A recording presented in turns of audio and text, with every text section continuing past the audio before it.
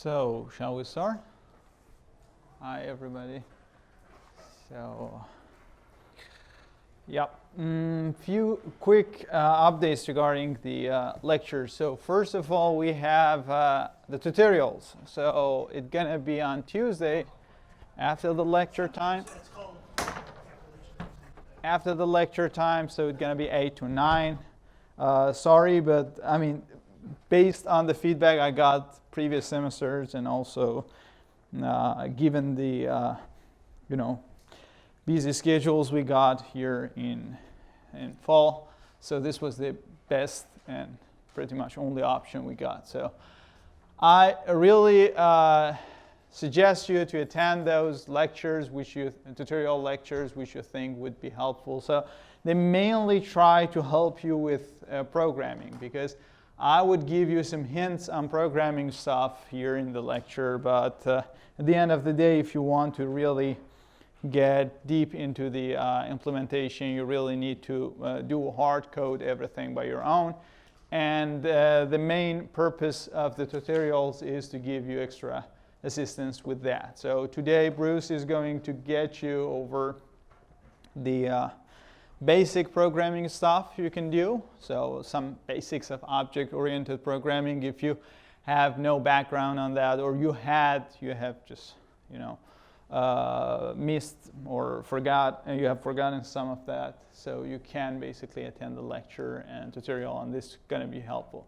So this is one thing. The other thing is that the next Tuesday, exactly like at this time, the lecture time, it's going to be Bruce who is replacing me, and he's going to give you a kind of detailed lecture on PyTorch, how you can implement auto-gradient in PyTorch, how you can do forward and backward propagation using that. So by the end of this week, you are going to have an idea about those stuff, and you're going to see how important or how easy your life going to get when you use PyTorch. So this is the only session that I send the TA on my behalf, and he's going to teach that because he wants to open up his laptop here for you and do some sort of coding stuff in PyTorch for you. So again, if you have no experience, or you just have heard of PyTorch and you have not really used it, or you used it but you didn't really know what is going on, it's a very good idea to attend the next Tuesday lecture. So that's regarding the updates. So one thing that I wanted to just share with you is the CARTIS, so Center for Analytics, Artificial Intelligence, and Engineering. So I had been connected with some people there, and they asked me to just introduce you to the center, just in case that you are interested. I'm going to put the info sheet that I got from them on Kirkus as well. So they have a bunch of, they are located at my whole building, so 8th floor.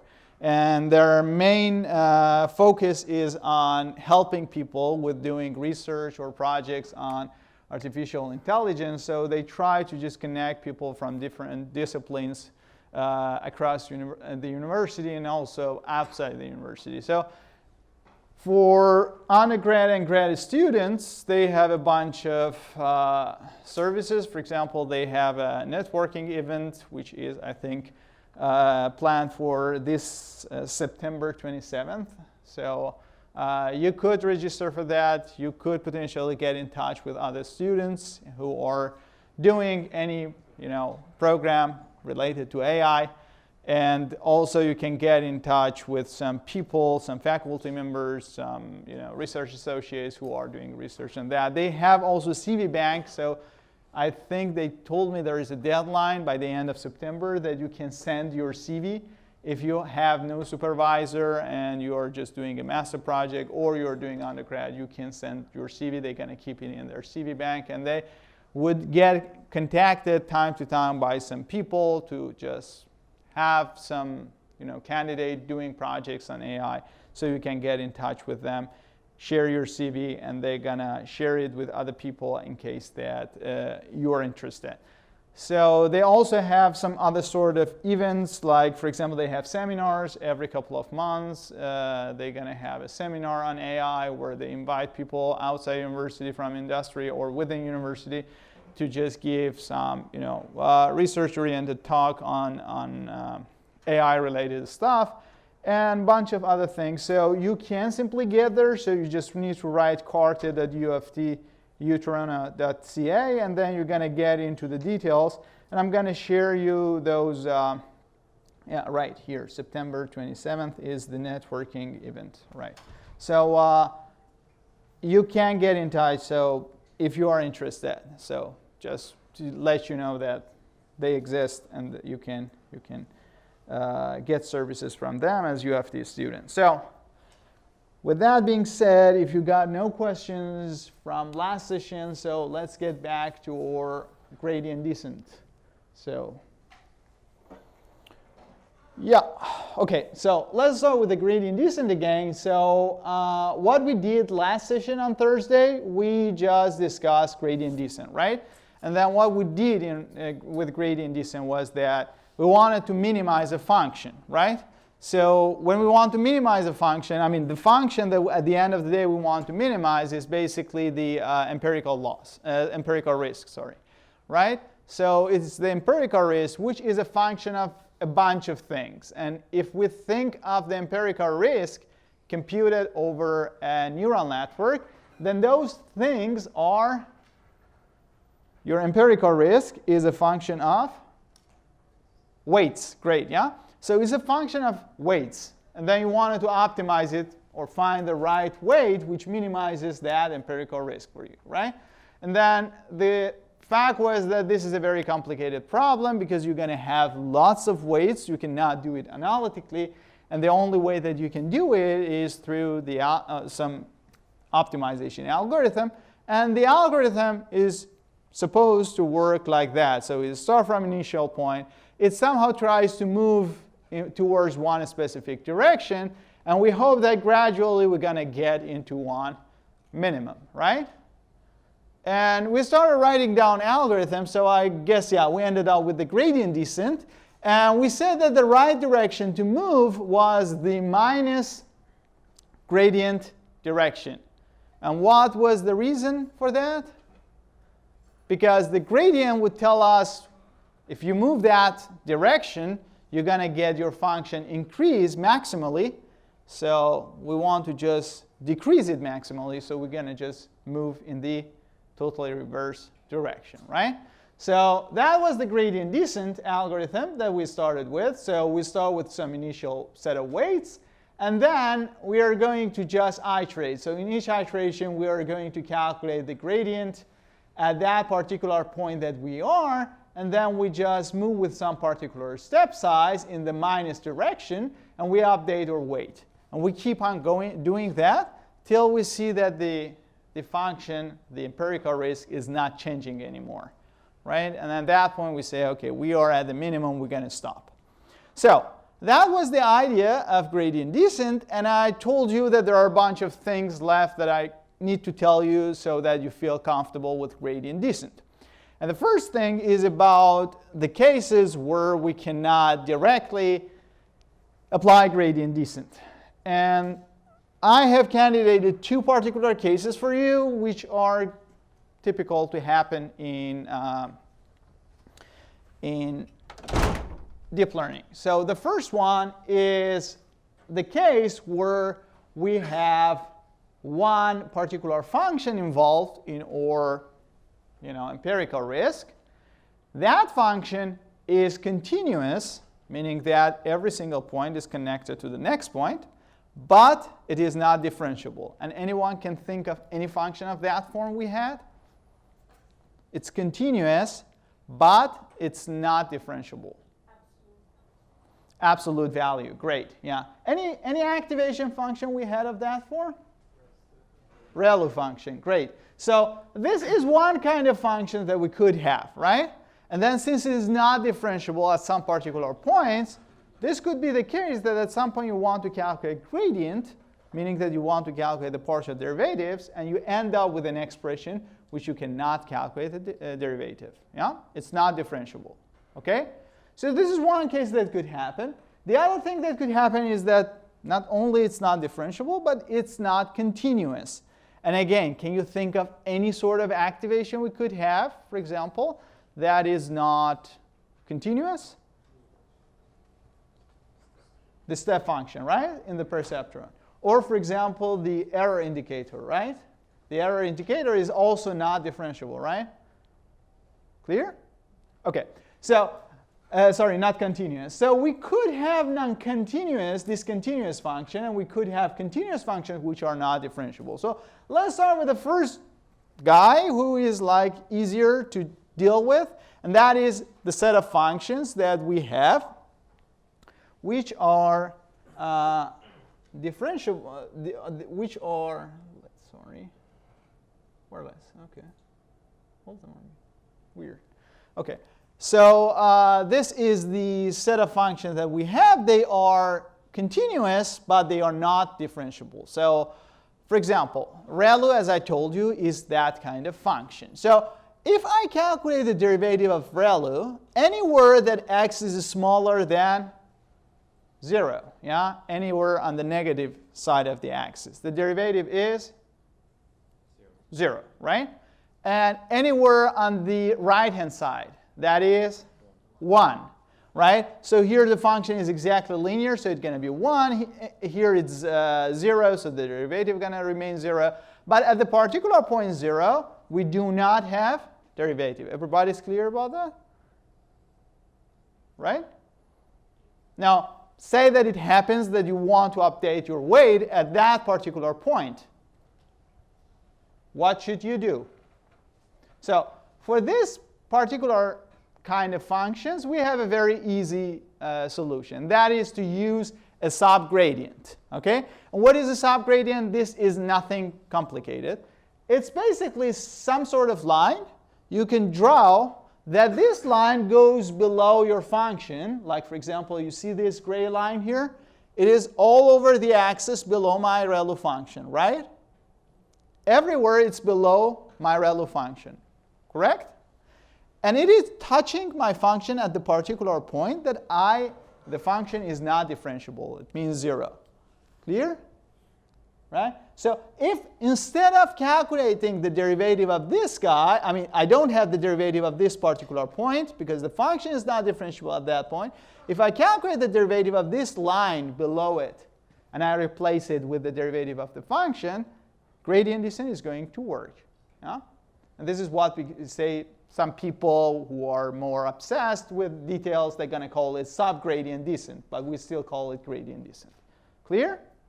Okay, I couldn't understand. It's exactly a linear function, am I right? I mean, basically you can draw any function that has this property, and then you calculate the derivative there, right?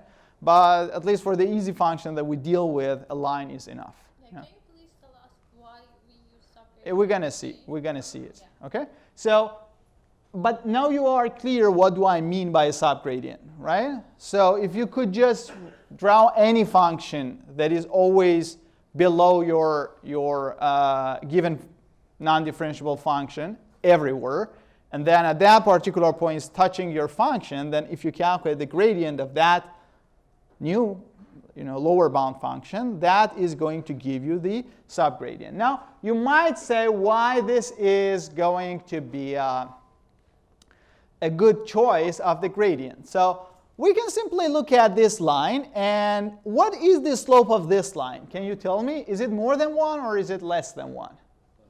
Less than 1, right? So now, if I change it to any of these lines, is it a subgradient? Yeah, it is going to give me a subgradient, right? So any line that I put below that ReLU function, so starting from the horizontal line, till I get exactly to y equal by x, all of them are going to have the property, right? So all of them are below the function and touch the function at the particular point 0, right? But if I increase that, does it satisfy the constraint anymore? No. So if I go anywhere above this y equal by x, so if I have a line like this, this is not going to satisfy the constraint that I want, because on the right-hand side, it's not anymore under the function, right? Now, what is the slope of this horizontal line? 0. And when I increase it up to y equal by x, I'm increasing the slope from 0 to 1. And then once I pass that, the slope is going to get more than 1. Meaning that in the derivative form, I have a discontinuity, and I can touch any point in between here, right? And this is quite intuitive for you. I mean, if you wanted to choose, just define that particular 0 point with some value, you would just choose something between the two edges, right? But if you get anything above that, then it is going to just ruin your algorithm. Okay? Clear? Because your function is changing the speed from 0 to 1. So if you just move with any speed or any slope between 0 and 1, you're fine. But if you just exceed the maximum speed of your function changing, then you could potentially just make your algorithm diverging. Clear? So again, there is a rich amount of theory behind that, but I don't want to open it up because we are just going to use it. But I hope that makes it clear for you that if you have any function which is continuous, but it's not differentiable, you can easily just do this idea, subgradient descent. And if you check in PyTorch, I guess the subgradient is defined to be 1 at that particular point. But you can just modify it, just change it to be 0 or anything in between. You're going to see the optimizer is not going to change it in any sense. Okay? Clear? So this is the first class of function that we could have. The second one, which is more serious, is the kind of function that is discontinuous, right? So for example, the step function in perceptron is discontinuous. And now if I want to calculate the derivative of this function, anywhere but 0, anywhere there, it is basically 0, right? But what is the derivative exactly at point 0? I mean, we cannot define it, but if you want to define it intuitively, what is the value of that? It's infinite, right? Because you would say, I am just moving straight, and then suddenly I am just moving with a slope infinite, right? So I'm just jumping up and then get to a new point, right? And if you write down the definition of the derivative, you're going to see that the right-hand side of the point and the left-hand side of the point are different in a constant value 1, whereas you can just push those points as close as possible to each other. So it's going to be 1 over something going to 0 is going to be infinity. Basically, the derivative of this guy is what many of you would call it the Dirac impulse, right? And the Dirac impulse is defined to go to infinity at point 0, right? Everybody's clear? Yeah? Clear? Cool. So if I want to just use gradient descent with such a function, then basically my gradient is 0 everywhere. But what should I do if I touch this particular point 0?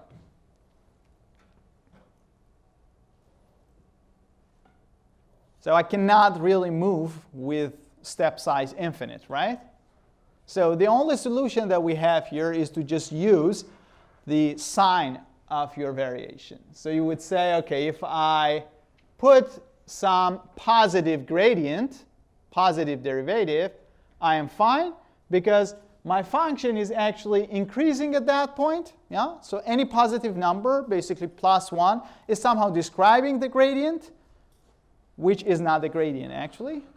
And if the function is the other way around, like for example, it was just jumping from 1 to 0, then you would say by increasing the value of x, my function is just decreasing, and then I have a minus infinity gradient, which I cannot use infinity, so I'm going to put some minus number. So basically, we can use only the sign of the variation here. Yeah? And if we're just using the sign, do you remember anything we had before that we were focused on the sign?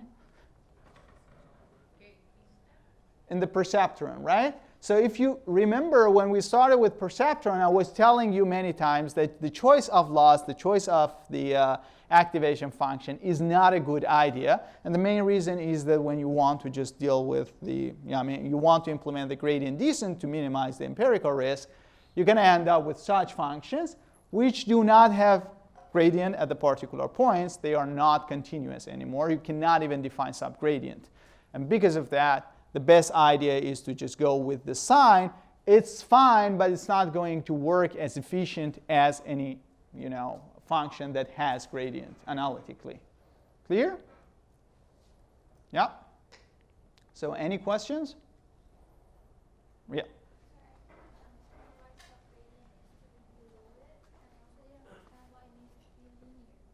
It doesn't need to be linear. It could be any function.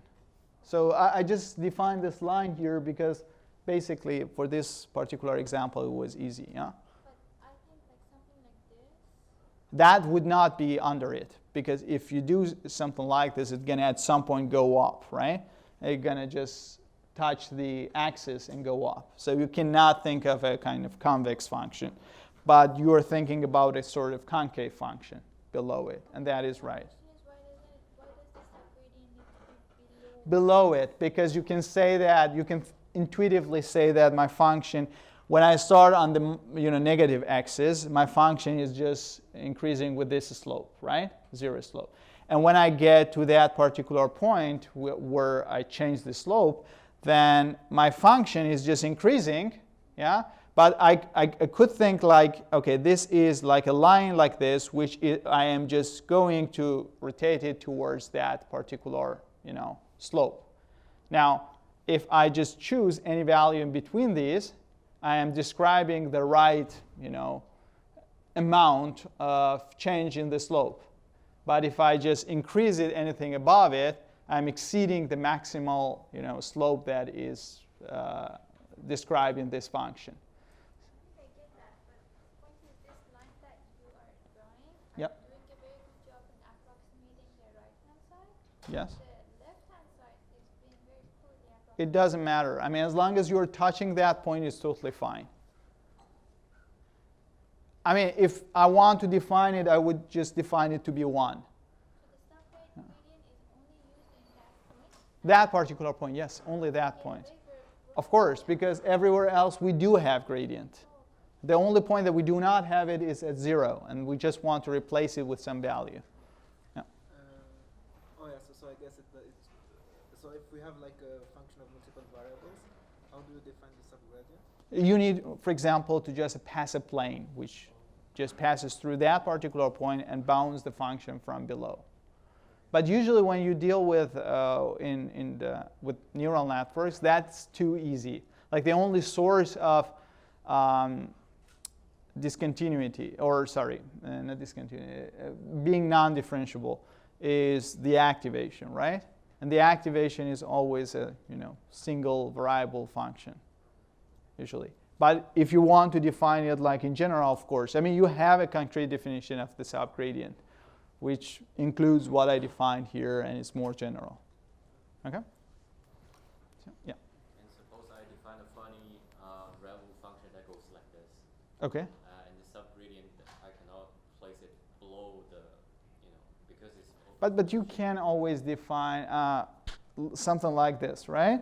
But then you can define a sort of, first of all, you can always define the, the reverse version of the exponential function to touch it, okay?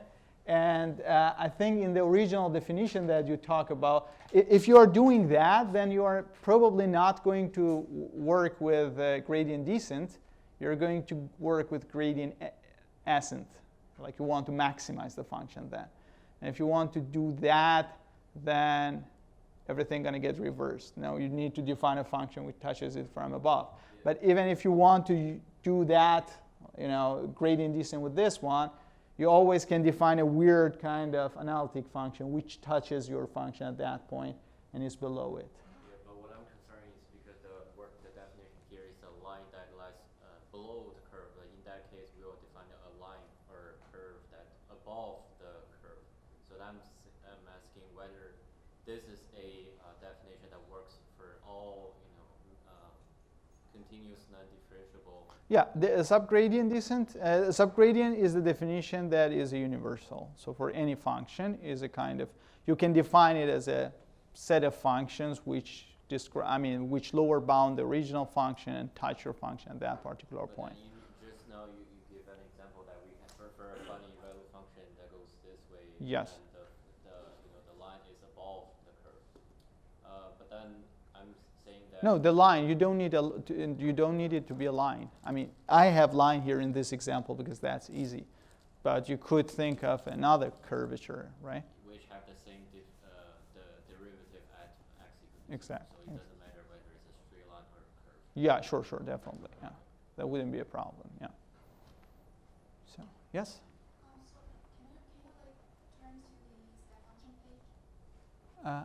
This one? Yeah. Yeah. Because, so like the gradient here is like not analytically available, right? Right. So what we can know is the direction of this gradient, like it's positive. Exactly. And I want to know, like, I wonder how will the loss function move, like if we only know the direction. Yes, exactly. Just move to the like reversed direction. Exactly. Yeah.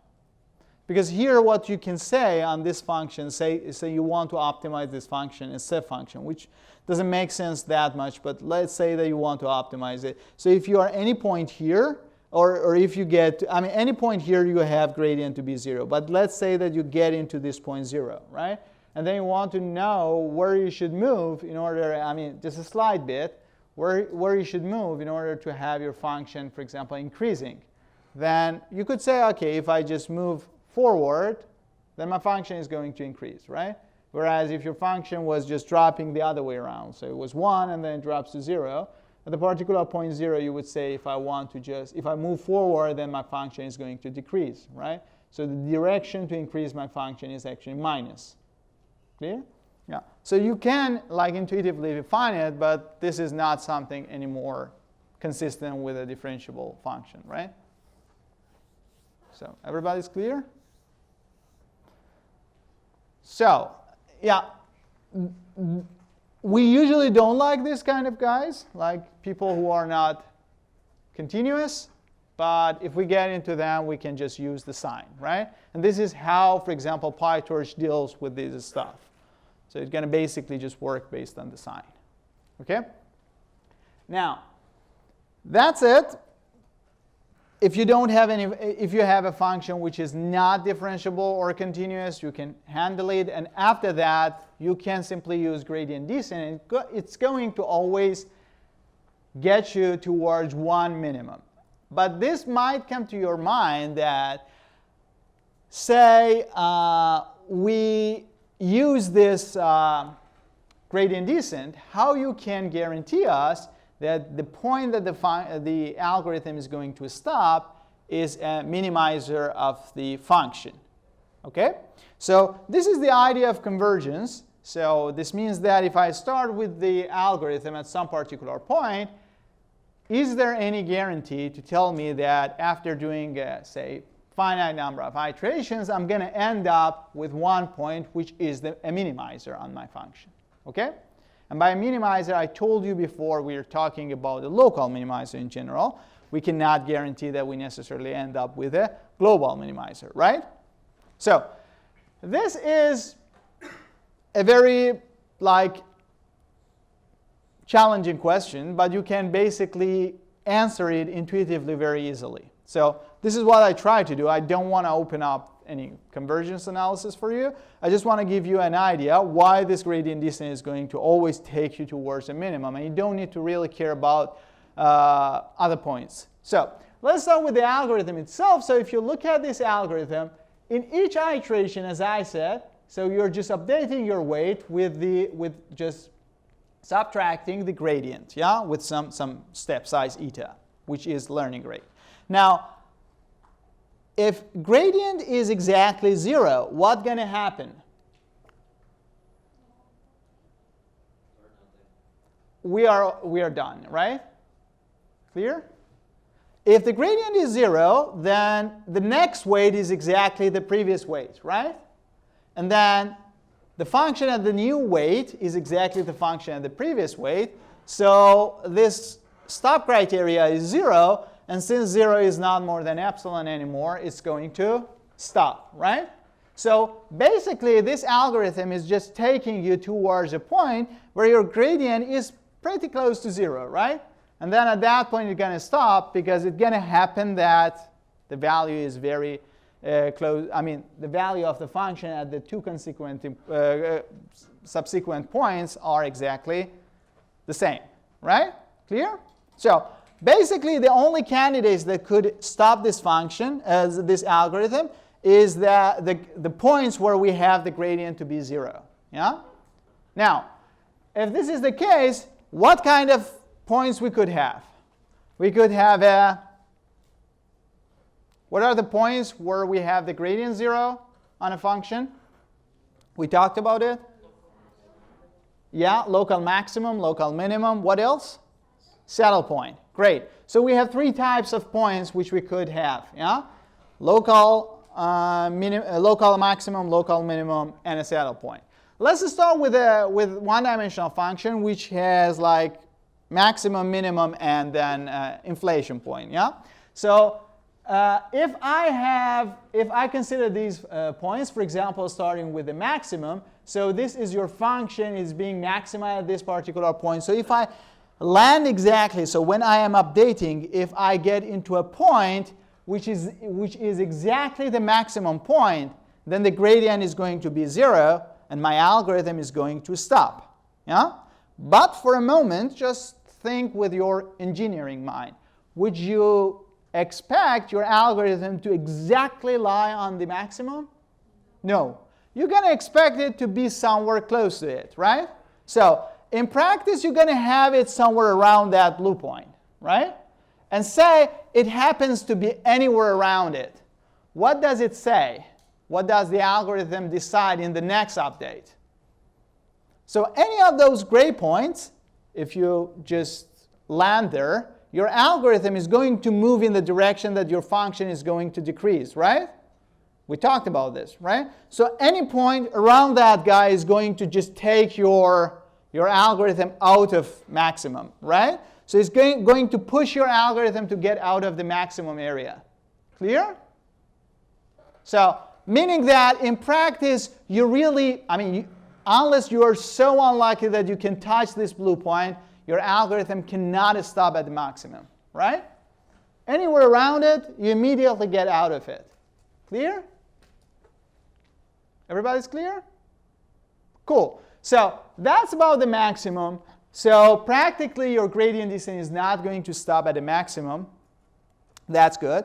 The second thing is a minimum, which you expect to stop. And you're right, because say you do not land exactly on the point. If you land anywhere around it, then your algorithm is pushing you towards the direction which is getting smaller. Yeah? Your function is getting smaller. Always it's pushing you towards the center point, the minimum point.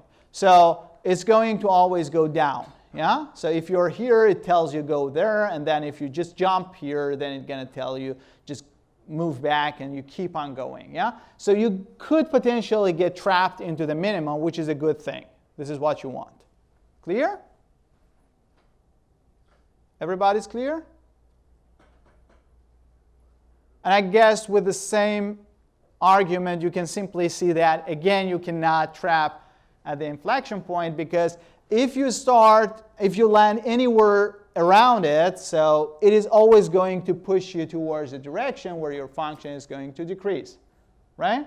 So you're somewhere here, it's going to tell you go down, and then you get down. And if you land anywhere close to it, then it's going to just push you out, right? So you're not going to get trapped at the inflection point again. Yeah? Clear? Yeah. For example, for the local minimum, if we take this example and I jump here, I can land in a situation where I'm... Yeah, sure. But for the moment, just think that you can move with various step size. Okay? We're going to talk about it. This is the problem of scheduling your learning rate, right? But the point here with the maximum is, for example, it doesn't matter how small you move, right? As long as you're around it, with very small steps, you are getting out of it, right? You would never go towards your maximum anymore, right? Whereas in the minimum case, if you have the right step size, then you can gradually move towards your minimum. And that is right that you can get out of that point, you can start diverging, but you can always handle it with just scheduling right or choosing right value for your learning rate. Yeah? We're going to talk about this. Yeah? But everybody got clear why we're not going to get trapped in the other points, and we are just getting into a minimum point? So this is basically doing the job that we are looking for. Yeah? So we can do the same thing if we think of multidimensional function. So for the maximum, when you have a kind of hill, anywhere around hill, when you just land anywhere around the top of the hill, your algorithm always moves outwards, right? It gets out of the hill. And you could never touch the maximum. If you have end of the bowl, so if you touch anywhere around it, it's going to always tell you go towards the end of the bowl. So that one is going to work fine. And the other kind of point that you can end up is the saddle point. And the saddle point, if you remember, I told you is a kind of function point where your function in one direction is maximized and one other direction is minimized, right? So this is the kind of saddle you can think of. So in this direction, so if we look at this particular cut, the cut on this direction, so you see that your function is minimized, right? So your function is minimized somehow like this. But if I cut the function in the other direction, in this vertical direction, then I'm going to see that my function is maximized, right? And now, again, say that I am just dealing with the gradient descent algorithm, and after a couple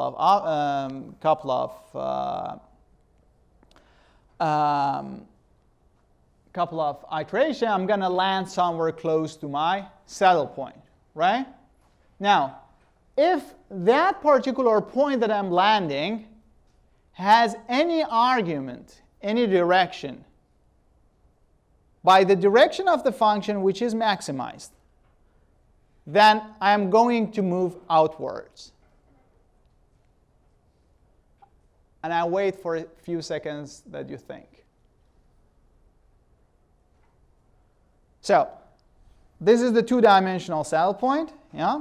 So what I do know at this point is that if I move forward, this is like the saddle is like this. Okay? Here, and then in this direction, it's like this. Okay?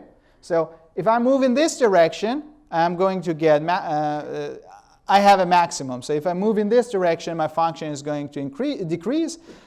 In this direction, I have a minimum. So if I move in this direction, anywhere on this line, then my function is going to increase, right? Now, if I land anywhere around it, and in that direction, when I calculate my gradient has any component in this direction.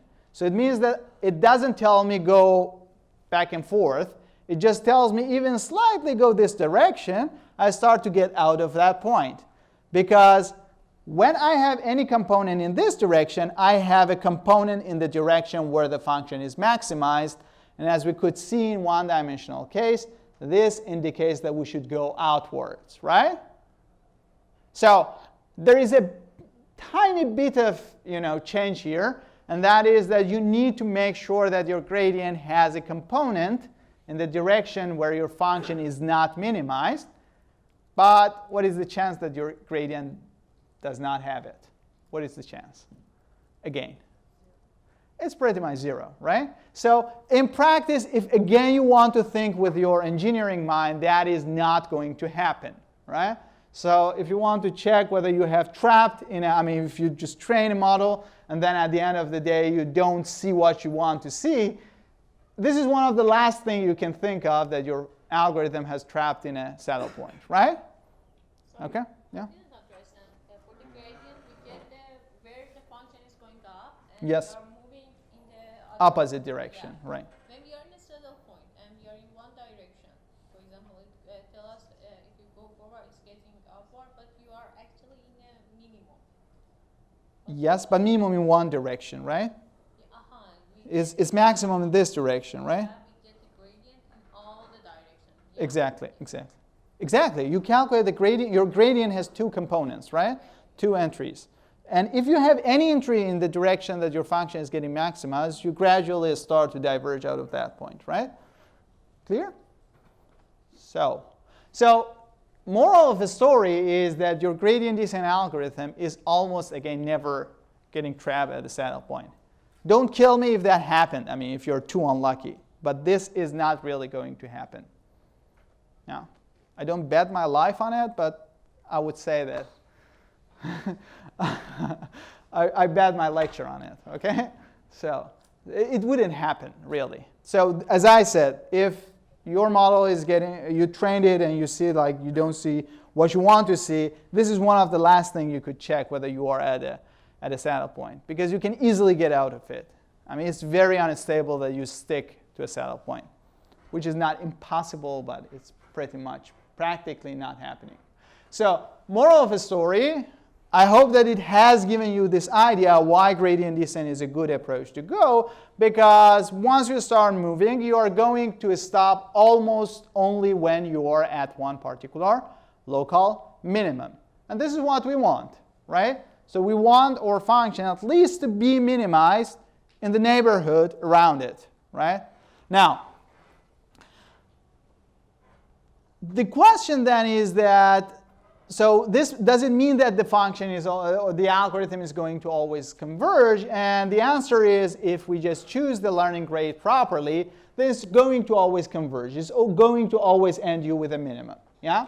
So what do I mean by choosing the right learning rate? So let's get back to this function again that we talked before about. So what we do now is that if we start at any point, and if we use gradient descent, then this gradient descent is just pushing us towards the minimum, right?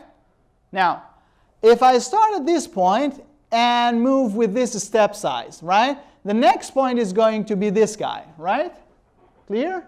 Now, one question which is important because I do know many people do mistake. So look at that function. So I'm going to plot it once again here. So this is my function f of w, and here is w. This is the minimum point which I want. So this is the minimum point which I want to move towards. And then I'm starting at one particular point here, right? And then I move. I mean, if I want to move, my gradient is either plus or minus direction, right?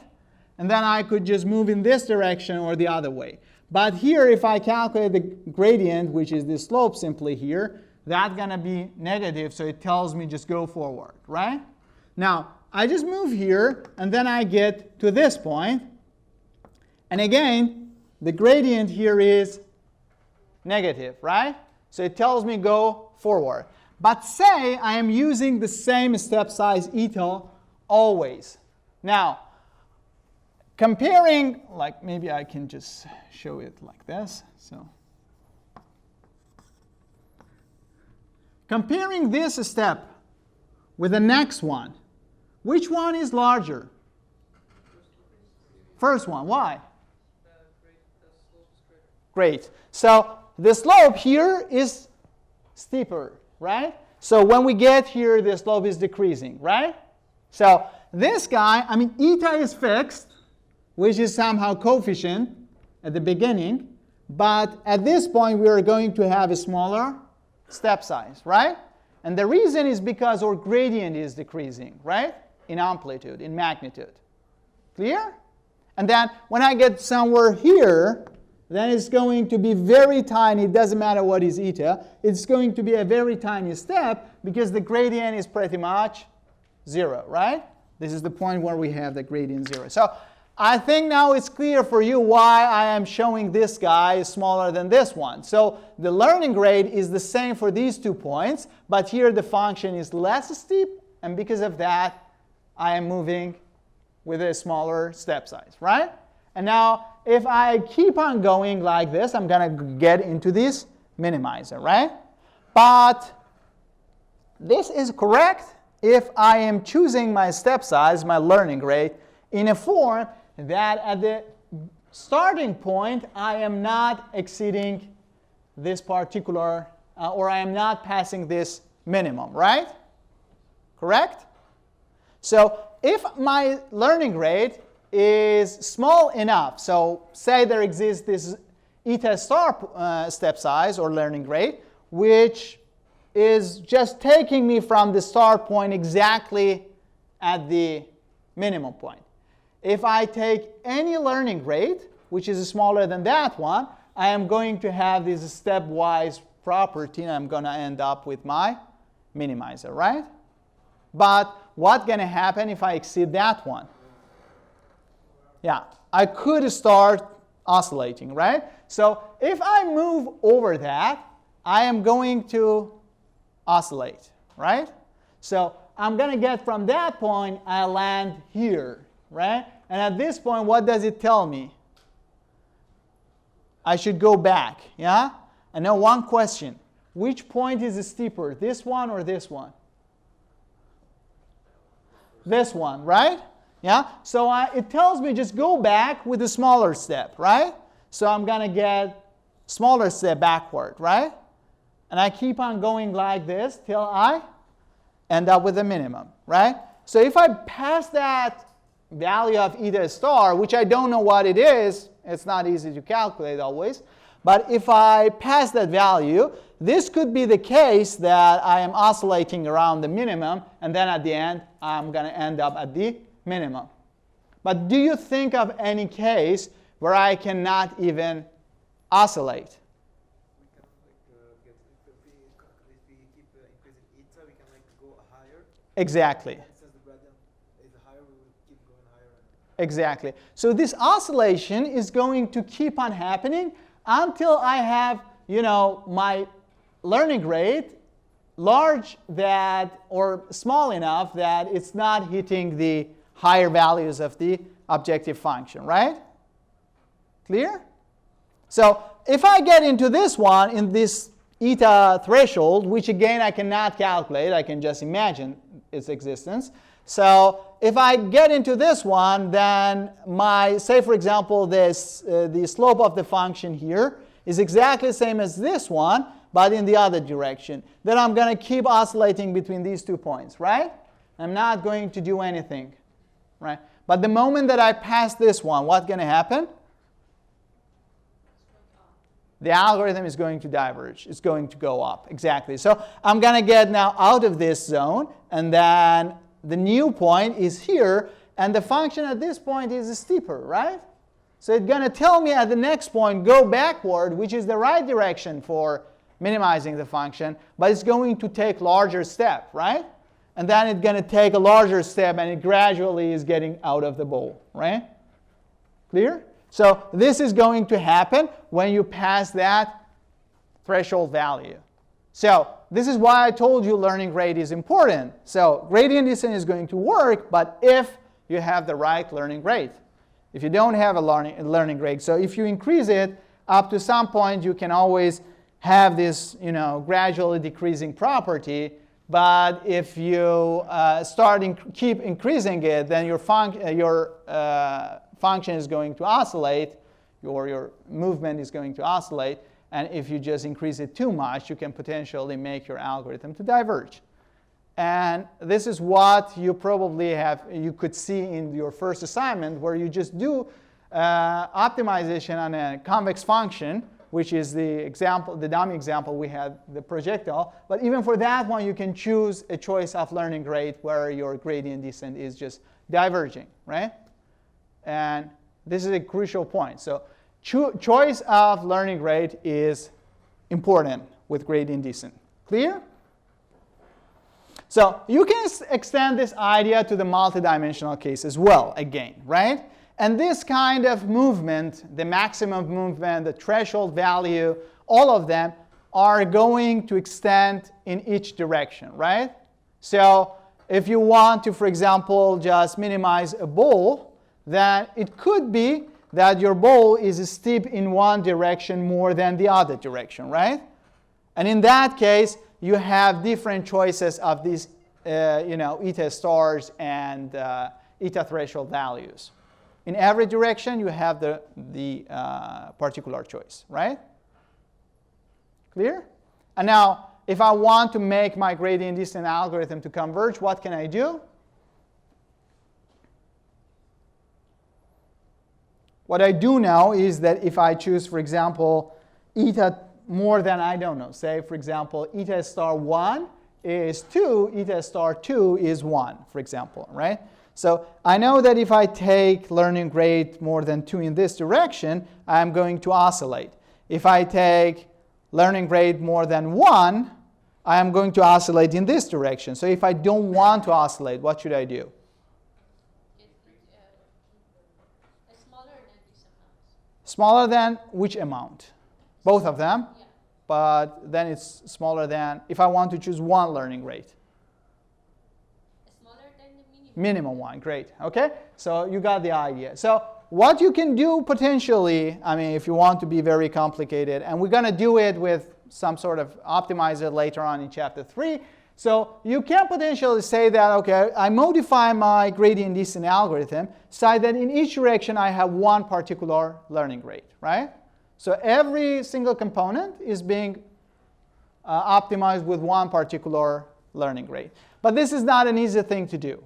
I mean, we have algorithms like, for example, RMS-prop, which does this for us like out of intuition. But if you really want to design those learning rates by engineering, you cannot do it. So but the better idea is to just set those values to be the minimum value of all of them. So if you know that, for example, the maximum learning rate you can take in this direction to avoid divergence is 2, and in this direction is 1, the best idea is to just choose use normal gradient descent with a learning rate smaller than 1, which is the minimum value of those two things. Yeah? Clear? So, any question on that? Can't we like the oscillating case is not problematic, but the most problematic case is the one where we diverge. Can't we when we increase the function say, oh, my learning rate is too high, so I will divide by 10 or something? Yeah, we do it. I mean, you're going to see it in chapter 3. We're going to do all of those tricks. But one point, oscillation is not always a good thing, because, I mean, if you oscillate too much, then for simple convergence, you need too many iterations, right? So if we could guarantee, if we don't care about the number of iterations we are doing, then we would have had much more flexibility. But we really want to converge as fast as possible, and at the same time, we don't want to get out of the right point. Clear? So now, as I said, so this is a kind of initial hint on the fact that learning rate is very important. Those of you who had some experience with doing machine learning before, probably you do have seen that choice of learning rate is always crucial. But we are going to talk more about this in chapter 3 when we start with different kind of optimizers. So this is the last conclusion that I want to give you here. So if you're going to choose your learning rate large, the good thing is that you are just moving with larger steps, so you can potentially converge faster, but there is always the chance that you start to diverge or oscillate. Whereas if you choose your learning rate is small, then you can you reduce the chance of diverging, but at the same time you need to wait more till you converge, right? So the convergence speed is going to decrease. Now, you might then ask me, okay, say that we are patient, so we don't care about the amount of time that we are waiting. So is it always a good idea to choose very, very small learning rate? So anyone with any clue? Is it always good? Because at least in the figures that we looked at, I mean, choosing small learning rate is going to just take you gradually towards the minimum, right? So the answer is yes if your function is convex, but this is not the case always. I mean, almost always you don't have a convex empirical risk. Yeah? And in that case, no, this is not necessarily a good thing. So just to give you an idea, first of all, what is a convex function? So you don't need to know the definition. The only thing is that you have always your curvature towards up, like second derivative is always positive. So you have a minimum, and that minimum is unique. I mean, it's a bit of like modified definition, but you have a unique minimum, right? And then the good thing about, or what you would say, you don't have disjoint minima, but you have a unique minimum. So the key property of a convex function like this, when it's always going up, is that it has only one minimum, and that minimum is both local and global, right? And then if you use gradient descent with very small step size, what you do know is that no matter which point you start, you're going to end up with that local minimum, right? And that is the global minimum, end of story, right? So in that case, if you choose learning rate to be very small, you're definitely going to converge to the right point that you want. But what if your function looks like this? If I start at this point, okay? Say I start at this point, and just move with tiny steps, what's going to happen? I'm going to get trapped at that local minimum, right? But the question is that, is there any chance that I could just get out of this point and get to the better minimum? If I want to do that, what should I do?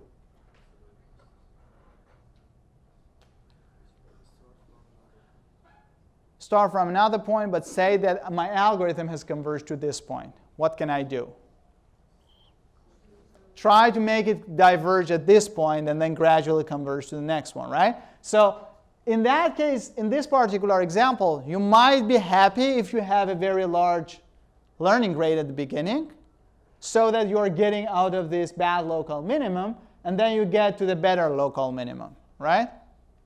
So choosing a small learning rate with practical empirical risks is not the best idea as well, right?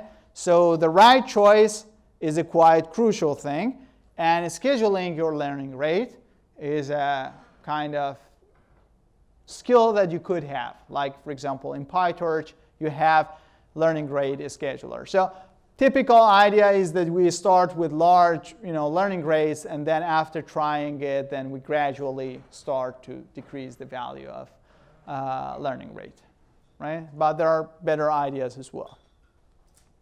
Okay, so any question on that? Yeah? This one, yes? In the inverse case, if we start from this side, Sure. Then you are going to get out of that good one, yeah? But this is like, you don't simply just do it once, yeah? You probably do it randomly a couple of times, right? And then you gradually start. I mean, the key point is that, I mean, in practice, you have a high-dimensional function, right? And then the point is that whatever you sample, whatever you start with, you usually start in one kind of Gaussian sphere around a couple of points, right? And then the key point is that you want to make sure that within that area you're touching the best minimum. And if you want to do that, then the best idea is to just jump randomly first with very large steps. And then at some point, I mean, if you do it enough number of times, then you're going to get trapped into the good minimum. Yeah? But there is no guarantee. I mean, you need to design your scheduling, and then you need to discuss whether your scheduling is going to end up with sort of, for example, best local minimum within one area. Yeah? This is a challenging problem. But this is just intuitive idea that you can try at least, right? Yeah. But then initial large learning rate can take us jump into the bad local minimum. Yeah, this is what I was explaining. So you probably do not start always at this point, right? So if you want to try whether you are doing right or not, you're going to start with this point, and then randomly you change it, and randomly you change it. And among all of them, you are going to take your best one, right? Oh, so you're saying that we optimize to a lot of... Of course. Now, the key point that I want to tell you here is that choosing small learning rate is not always a good idea. So if you increase learning rate in some particular, I mean, in practice, you could see potentially your gradient descent getting into a better minimum. You could see it. Yeah? It's not like the convex functions of this form where you always converge to the good minimum, right? There? Yeah. We said that we are using multiple starting point to see which one is better. Yeah, am I right? No, it was mainly I wanted to give you the idea how you can use this trick. But we're going to see more of that when we get into the chapter 3. But you can potentially think of this, like you start randomly here, you start randomly here, you start randomly And here. then just compare the result, am I right? Yes. Yeah. I mean, like in this particular example, if you start with different points, you at the end of the day, your algorithm going to converge to 2 points, right? The blue and green one. And of course, you could say the green one is the better than the blue one, right? You can always say it. But if you always stick to the same start point with same step size, then you never see the green point. Yeah, I was wondering, for example, if we could, for example, do some Haitian in some area. Sure, definitely. That was very good. Yeah, but of course, but you cannot do it. We're going to see it like in the next session when we talk about backpropagation. But if you do know Hessian, then you basically do know exactly what, where is it? You do know exactly what is this e-test star, at least around that point. You can find it if you did know Hessian, but it's not practical. Yeah. You cannot. Calculation problem just because they are so complicated. So complicated, yeah. Too much. You're gonna like make your algorithm hugely slow, so as compared to. So these like huge like training loops that you see like taking forever, they are just working with gradient. I mean, just imagine if you square the whole complexity. Okay. So, yeah. Small question. So if we think this curve to be reversed, so I have the global minimum in the front and the local minimum like in the back. But if I use a relatively bigger learning rate at the beginning, there's gonna be a possibility that I skipped. Yeah, this was the point that I was trying to explain. Sorry, I think I didn't explain it for right. So yeah, this is correct, but you can, what you can do in practice, you can start with multiple different start point, right? Am I right? Yeah, and then you can try small learning rates and large learning rates, right? Yeah, and in this particular example, it doesn't matter where you start. At the end of the day, you're gonna either end up with the blue one and green one, right? Yeah. After you try that, then you're going to say definitely the green one is better than the blue one, right? Yeah, you got it? Okay. So, any questions? So, everybody likes gradient descent now? Cool. So, moral of the story, if you have a gradient descent, then you're going to always land close to the minimum, but the key point is to choose the right learning rate. You're not going to choose learning rate too large because you can diverge, but at the same time choosing too small learning rate might be not a good idea as well. And this is something, as I said, we are going to discuss it much more in chapter 3. Okay? And then all, this is the gradient descent algorithm, so nothing different from the basic one. So basically you have one learning rate and then you move in the reverse direction of the gradient. And if you don't have a convex function, if you have a convex empirical risk, which is practically happening never just in the linear regression case, then you always end up with a global minimum. But if you have a non-convex empirical risk, which is the case in deep neural networks, then you're not going to end up with a global minimum, but you potentially end up with a local minimum, right? And then the learning rate is a very crucial thing in the convergence and also the quality of the result you get out of the gradient descent, which we are going to talk about more in chapter 3, okay? So any questions? So if you got no, yeah. No, we're not going to cover that, but I'm going to give you the idea of, like, for example, how momentum works, how atom works, things like that. And then you're going to see that there is a sort of tuning of learning rate there in those algorithms. Anything else you might?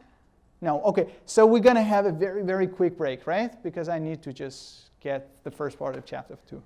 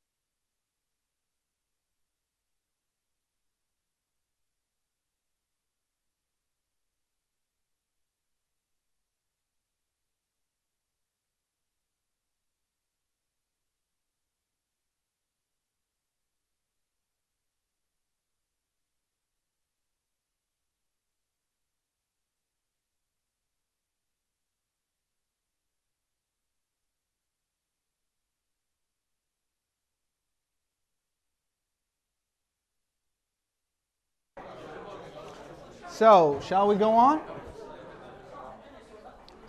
So, yep. So let's then, we are finished with the basics, so let's start with the feed-forward neural networks. And in this chapter, the main thing we want to learn is that, with the very basic form of neural networks, which are the fully connected feed-forward neural networks, we're going to start with them, and then we try gradient descent to train them. And we're going to learn the most important thing in the whole deep learning, the concept of backpropagation, the way that we can calculate the gradients on a neural network. Okay? So, now, what we said before is that when we are talking about a neural network, we have a bunch of neurons. You do remember the architecture, and then NN here from now on means neural network, and you can simply understand it. And there are mainly three kinds of neural networks that we talk about them in this lecture. The first class are the fully connected feed-forward neural networks, which some people call them also multi-layer perceptrons. So when people talk about MLP, multi-layer perceptron, they talk about these guys. And this is like the most simple version, the vanilla form of a neural network you can think of. There is also two other kinds of neural networks. We talk about them here. One of them is convolutional neural network, which are a sort of feed-forward neural networks, but they are not fully connected anymore. And then the last one is the recurrent neural network, which has a sort of, a recursion in their architecture. Okay? So right now, we are going to just focus on the simple ones, so the vanilla form of them, and we try to just see if we want to use them to do one simple, say, for example, classification task, how this, movement from input to output, and then how training of this architecture are going to look like. Okay? So let me start with the feed-forward neural network definition in general. So when we say feed-forward, we simply mean that when we give information to that neural network, it always goes forward, right? So anything in this architecture that you see, if I start from input, I'm going to send input to the next layer. And then I get some output of that layer, I'm going to give it to the next layer, and so on till I end up with the output, right? So I could have potentially something like this. We're going to see it in chapter 5, ResNet. So it's called skip connection. So you just skip from one particular layer and then connect your, for example, input or output of one layer to some next layers. But this is not going to change the fact that we are still feeding forward, right? So we're not feeding forward anymore if we get the output of one of these guys and give it back to one other guy, right? In the previous layer. Or we just get the output here and give it to itself. Then it's not feed-forward anymore. Okay? So this is a feed-forward neural network, but in that sense, many CNNs, most of CNNs that you know, they are also feed-forward neural networks. But what we are going to focus on right now is the fully connected feed-forward neural network. And what do I mean by fully connected? It simply means that I have artificial neurons, and every single guy in the previous layer is connected to the guy, all the guys in the next layer, right? So for example, x1 till xn, all of them are connected to the first neuron of the first hidden layer, to the second neuron of the first hidden layer, and so on till the last one. And now, all of the outputs of these hidden layers, hidden neurons, are going to connect to the neurons of the next layer, and so on. Clear? So any 2 points, any 2 nodes on this graph are connected. Clear? This is the fully connected. One thing that is a typical convention, but is not a must, is that you usually have the activation on each layer the same. So all the neurons within one layer are activated with the same activation function. And in many examples, all the hidden layers are activated with the same function. Okay? So that's easy. And one thing that we can simply say that here is that if we have an input layer, we have output layer, and we have L hidden layers, then we're going to have the depth L plus 1. And as we defined it before, we are going to have a deep neural network if we have more than one hidden layer, right? So the moment you have your second hidden layer, then this feed-forward neural network is going to be deep, right? Clear?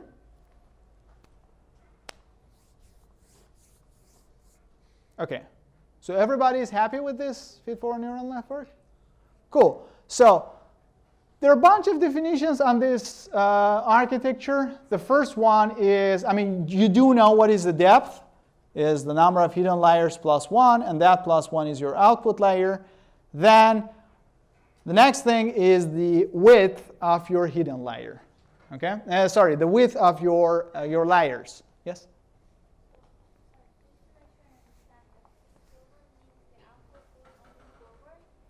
The output of each layer is going forward to the next layers.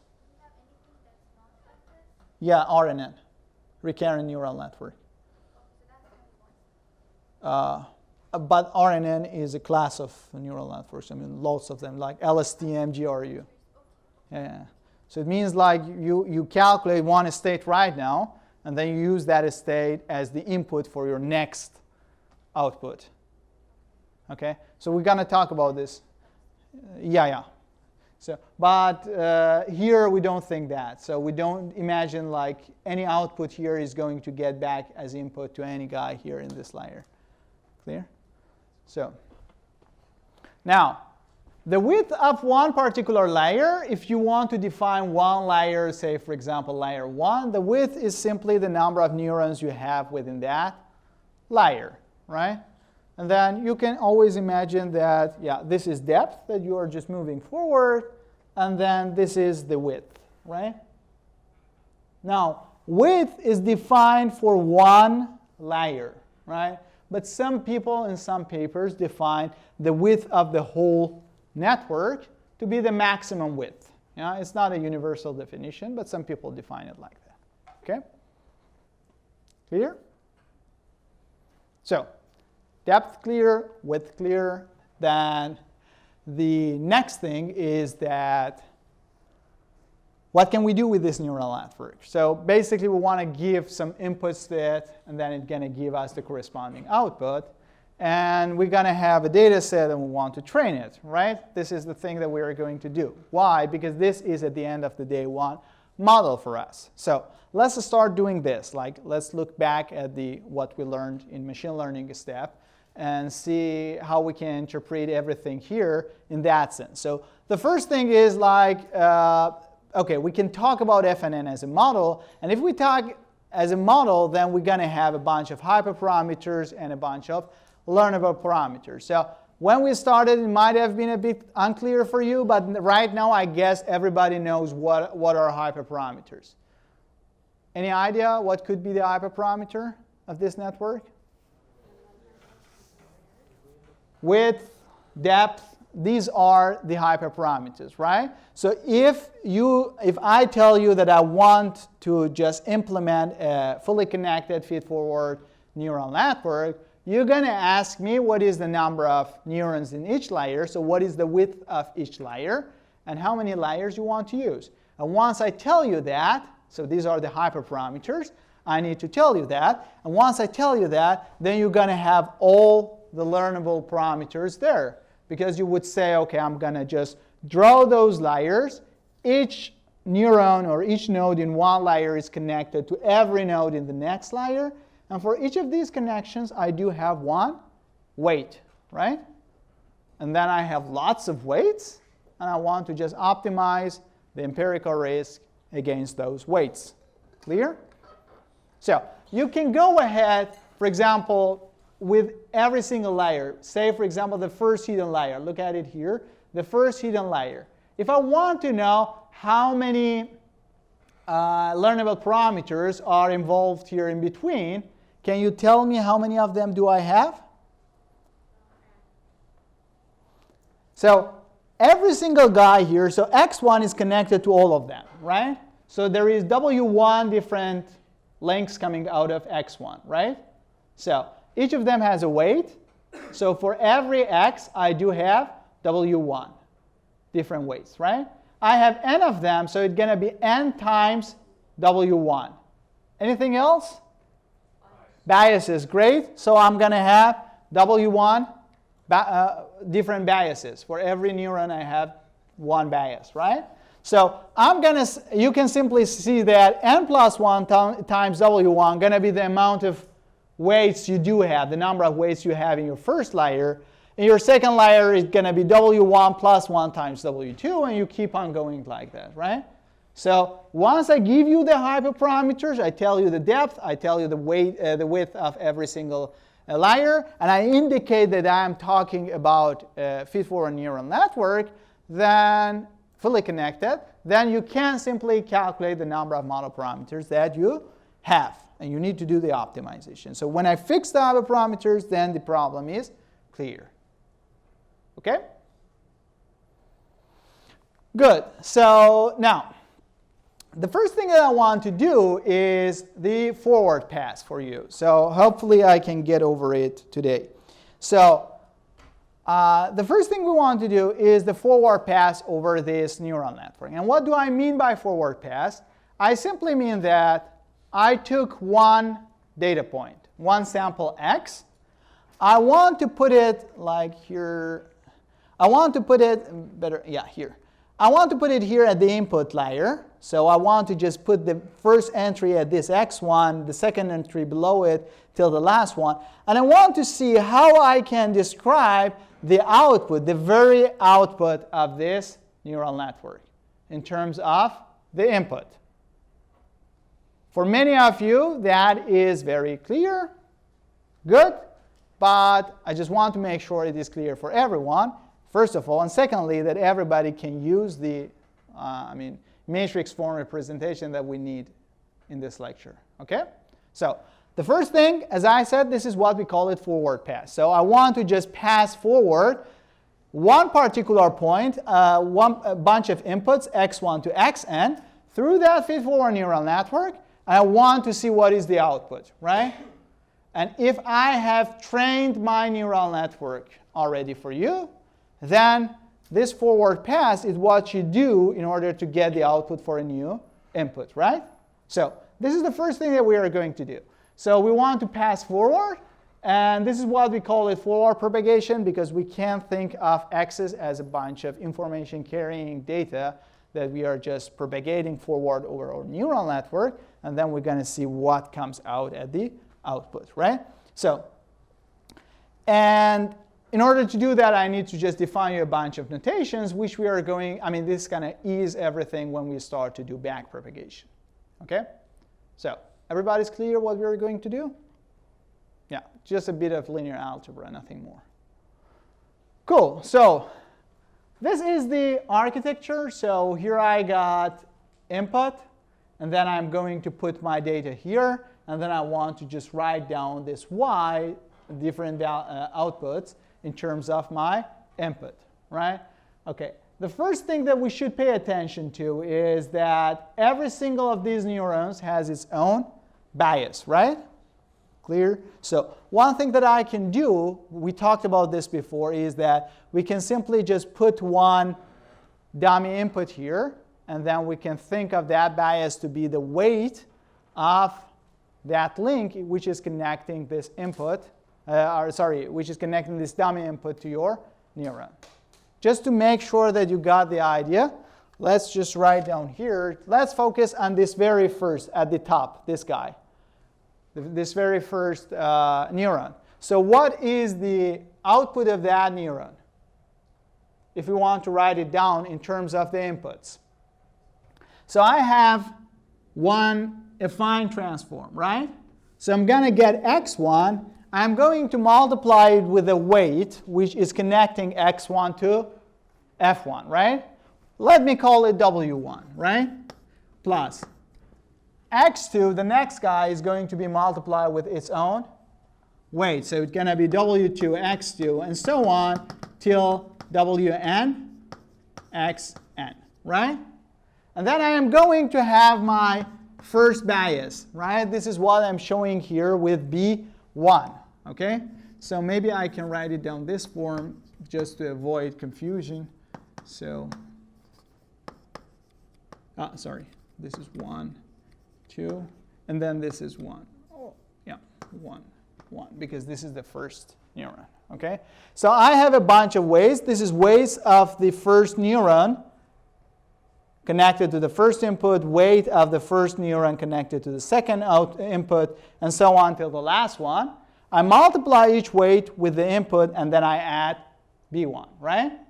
But now, let me take this B1 from here.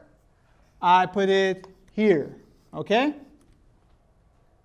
And I just multiply it by 1. Did I change anything?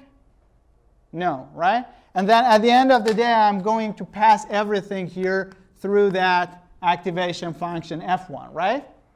This is what is going to happen when I want to calculate the output, correct? Right? Now, what I'm going to do, I'm going to think of this 1 as one dummy input. So I have one extra input here. And then the weight that is connecting this input to the neuron is the bias value, right? Everybody's clear? Yep. If you're not clear, just let me know. Good. So I am going to do that just to get rid of those biases, because that's going to make life easier for me. And what I can do it in every single layer, right? Because each of these neurons has its own biases, right? And then I can always, in each layer, think that there exists one dummy input 1, and then I connect that dummy input 1 with a bias to my next neurons, right? Okay, so first thing. Now, right now we have the dummy variables here, and the next thing is that I'm going to index my layers. The input layer, I'm going to index it by 0, because as I told you, input layer is not really does not carry any neuron, it's just input. And starting from the first hidden layer, I'm going to call it 1, 2, till the last hidden layer L, and the output layer is L plus 1. Clear? Now, this is the index, and now the first thing that I want to do, I want to just look into the number of weights that I do have, I guess. Yeah? Let me see what I'm doing here.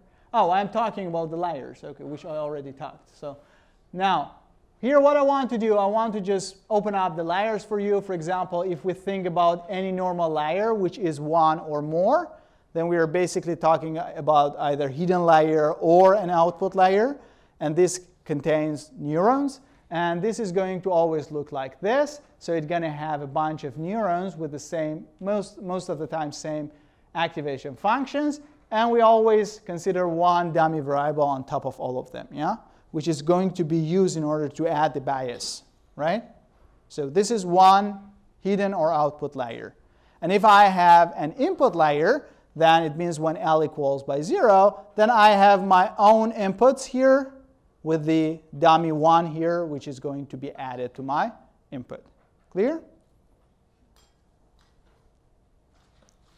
Okay. Any question? No. Good. Now, if we look at one particular layer, how many nodes do we have in that layer? The width of that layer plus 1, right? And just for consistency, I am going to define the width of the layer 0, W0, to be the number of inputs that I have, which makes sense, right? Because the width of the input layer is exactly the number, the number of nodes I have there is the number of inputs that I do have to my neural network, right? Isn't there a plus 1 because we have the 1? Yeah, no, this is the width. Don't do the mistake. So I am just indicating here. The width is the number of nodes that you have in the original neural network, right? And then that plus 1 simply comes from the conversion that we did by adding that dummy variable, right? Everybody's clear? I do know that I'm looking like someone who is very in rush to just finish, but you are always welcome to ask questions. You can stop me. Okay, so if that is clear, then let's go and try to just look into the indices within one layer. So the next thing that I'm going to do is to just index every single node within every layer. So how do I do that? So I am in one particular layer L. I am going to show index 0 for this dummy guy, which I added, number 1. And then for every single other neuron here, I'm going to just add the index by 1. So it's going to be from 1 to the width of the layer, the indices of the neurons that I have in that layer, right? And then it's going to fit into the typical thing that you do in PyTorch or Python. You start your indexing by 0, and then you're going to end up with the width of your layer. Clear? OK. Now that we have these definitions, so you do know if I say, for example, node 3 in layer 4, you basically do know what I'm talking about. So you say that the first layer, the input layer is layer 0, then the first, second, third, and fourth hidden layer, and then I start from the top. The first guy is always the dummy one, which is indexed by 0, and then I'm going to say 1, 2, 3. This is the third guy in the fourth layer, right? Clear? Yeah, something which I maybe forgot. What exactly denote these circles? These circles, which could be either neuron or it could be an input. Yeah, and about the weight, we say that each of these nodes have a vector of weights.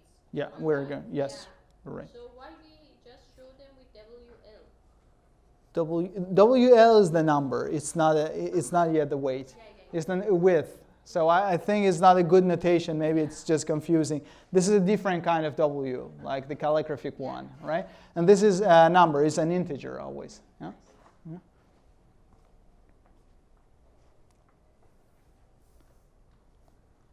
Any question? OK. So if you got no question, then the next thing is that we are going to have the weights defined. OK? And what is the weight? I mean, any node from one layer connected to the next layer is going to carry a weight, right?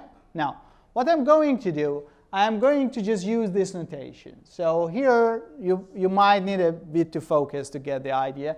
So I'm talking about WL, and WL means the weight that is in layer L.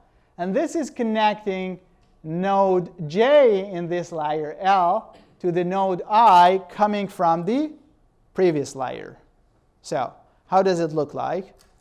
It could be of this form if we are talking about the first layer, right? So if L equals by 1, then it means I am on the first hidden layer, right? And now I am connecting input number I, index I, to my jth neuron in that layer, right? And this guy has one weight. Clear? Yep. So Yes? why are we flipping the I and J? Yeah, I know. I I is over thought the here, same J thing. is It's like over I know it's here. purely arbitrary notation, but like that just seems. Okay. In the future of this course, are we going to keep JI instead of IJ? In the future, I mean, like in half a session, you are going to get rid of all of that. I'm going to replace all of them with matrices. But why JI, not IJ? Because I think that way. This is the only way. Okay. Yeah, this is the way that I think is intuitive to me. But obviously, it's not to you. So, yeah. Okay. Yeah. Not everybody thinks the same way. Sorry for that. Because J tells you where it goes, and I tells you which inputs of the node. Yeah, but what I think is like I'm in layer L, so I'm going to start with the neuron which is in the layer, and then I see which layer I'm getting from, right? This is the way that I try to visualize in my head. Yeah? But I get your point. Like, yes, now that you say, that is maybe more intuitive. It makes it more readable. Like we're wasting time here, but it Yeah. makes it more readable because the first two indices are going to be the same, right? Oh, okay. The layer index and then the J index. Yeah. And then if you're looking for like, oh, what are all the weights that are connected to this node in this layer? Only the last Last one, yeah. So like, yeah, that makes sense. Yeah, but we are going to get rid of all of it. We're going to replace everything with matrices and vectors. You're going to get like, all of these notations going to disappear. I just want to make it clear why we have those final notations. Okay? So, any questions? So now if I have anything but L equal by 1, so if I go for like deeper layers, next layers, what is going to be? I have a neuron in the previous layer, and I'm looking in this ith neuron there, so layer L minus 1, and then I'm connecting it to my node J in the layer L, right? And then that weight is basically the weight here, so the output of this guy is going to get multiplied with this weight, and then there are a bunch of other things coming to this neuron from the other, previous neurons, and then you're going to sum all of them up, and then you pass them through the activation, right? But we are going to do that. So just to get the notation, what do we mean by this W? So this is the weight which is described with that, particular link. And then one thing that we should pay attention here, just maybe I get back to this one, right?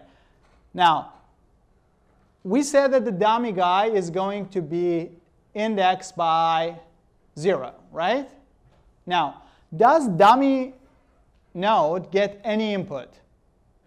No, right? It's never getting any input. So then here, can I put this j to be 0? No, sorry, I'm sorry. No, I'm correct. J, sorry. Bad notation. Can I set j to be 0? No, right? So you can never set j to be 0.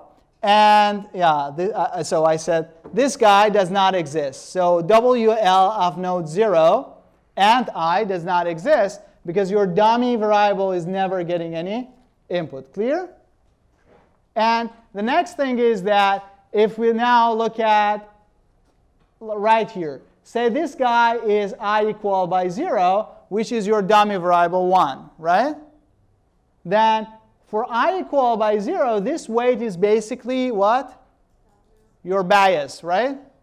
W, J, and 0, which is your bias of the neuron. Clear? So here again, this W, J, and 0 are the biases. Okay? Just to make it just to open up the notation for you. Clear? So now, because of that, I is going to just run from 0 to WL minus 1. So 0, which is the dummy variable, to WL minus 1, exactly the number of neurons you have in your previous layer. But in your next layer, J is going to just run from 1 to WL, right? You never give any input to your dummy variable in the next layer. Clear? OK, so now the last thing that I want to introduce in the notation is the output of your neuron or any node in this graph. So if I have, there are mainly 3 different types of nodes in this architecture or in this graph. The first type of node is a typical input, right?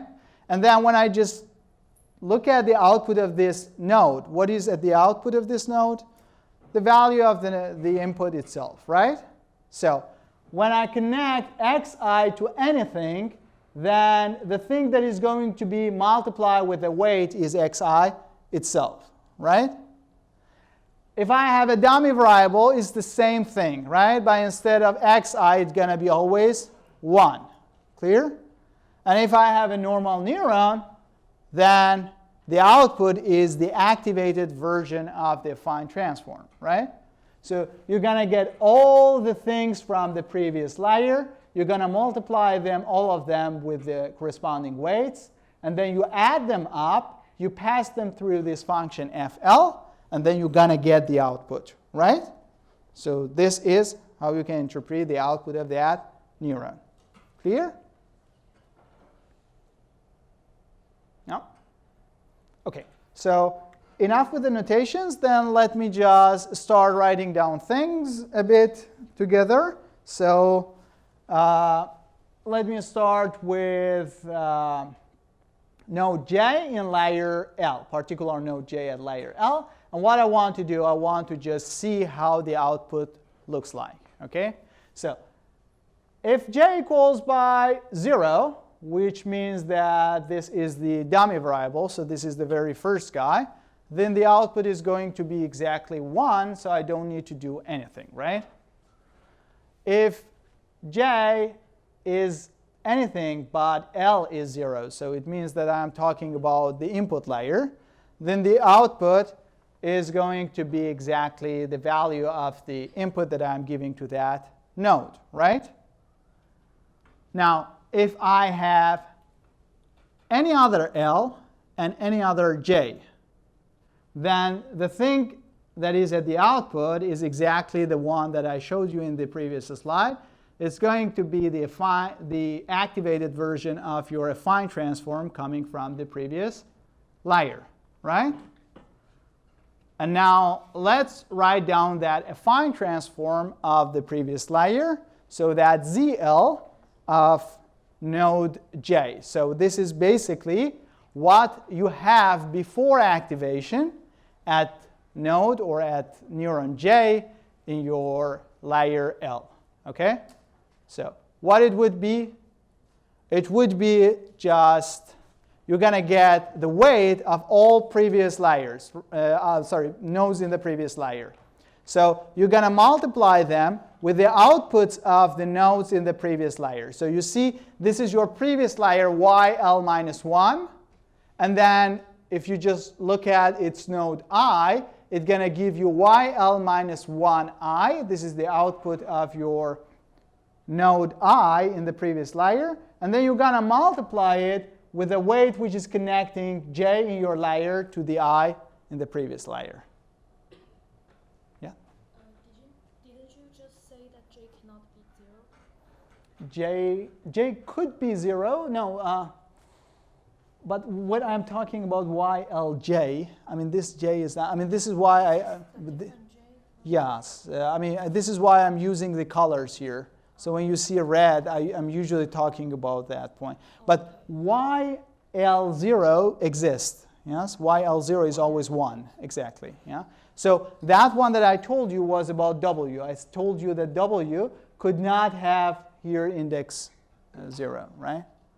But then here you put I. Yes, I. This I is different. I mean, I am going to sum it up. Yeah. So I just want to run the index. Yeah?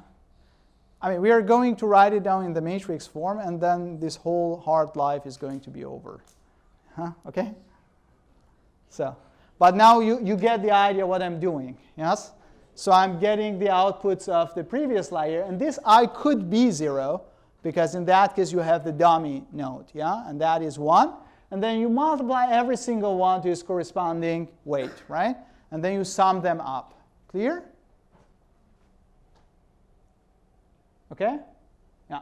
And then one thing that I'm doing here is that I am setting I to start from 1 to WL. So these are exactly the previous nodes that we have. And then for the first one, you would say, okay, the previous node, I mean, I can multiply this WL, J, and 0. I told you this is a bias. So I basically need to multiply it with 1. But you already know that this one is basically YL minus 1 of index 0. So I can basically say that I am multiplying any weights that is coming from the previous layer on those links to the output of the nodes in the previous layer. And then I sum them up. It's going to be my Z at this next node, right? Clear?